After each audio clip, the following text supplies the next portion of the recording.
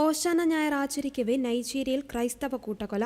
Plato സ്റ്റേറ്റിൽ തീവ്രവാദികൾ നടത്തിയ അതിക്രൂരമായ ആക്രമണത്തിൽ കുറഞ്ഞത് 30 പേർ കൊല്ലപ്പെട്ടതായി അന്താരാഷ്ട്ര മാധ്യമങ്ങൾ റിപ്പോർട്ട് ചെയ്തു. അങ്ക്വാൻ റുക്കുബ ജില്ലയിലെ ഗാരിയാവായയിലെ ക്രിസ്തുവിശ്വാസികൾക്ക് നേരെയാണ് ഞായറാഴ്ച ഭീകരർ ആക്രമണം നടത്തിയത്. പ്രദേശത്തെത്തിയ തോക്കുധാരികൾ ജനക്കൂട്ടത്തിന് നേരെ വെടിയുതിർക്കുകയായിരുന്നു. നിലവിൽ 30 പേരുടെ മരണം സ്ഥിരീകരിച്ചിട്ടുണ്ട്. പരിക്കേറ്റ നിരവധി പേർ ആശുപത്രിയിൽ ചികിത്സയിലാണ്.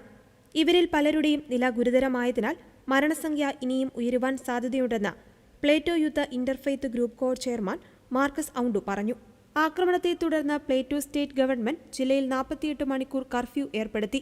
അക്രമികളെ ഇതുവരെ തിരിച്ചറിഞ്ഞിട്ടില്ലെന്നും ഇവർക്കായി തിരച്ചിൽ തുടരുകയാണെന്നും അധികൃതർ അറിയിച്ചു. നൈജീരിയയിലെ മിഡിൽ ബെൽറ്റ് മേഖലയിൽ കർഷകരും ആട്ടിടയന്മാരും തമ്മിലുള്ള ഭൂമി തർക്കം ദശകങ്ങളായി നീണ്ടു നിൽക്കുകയാണ്.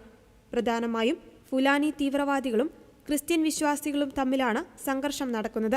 കഴിഞ്ഞ ഏതാനും വർഷങ്ങളായി ഈ മേഖലയിൽ നടന്ന സംഘർഷങ്ങളിൽ 10,000-കണക്കിന് ക്രിസ്ത്യാനികൾക്ക് ജീവൻ നഷ്ടപ്പെട്ടിട്ടുണ്ട്.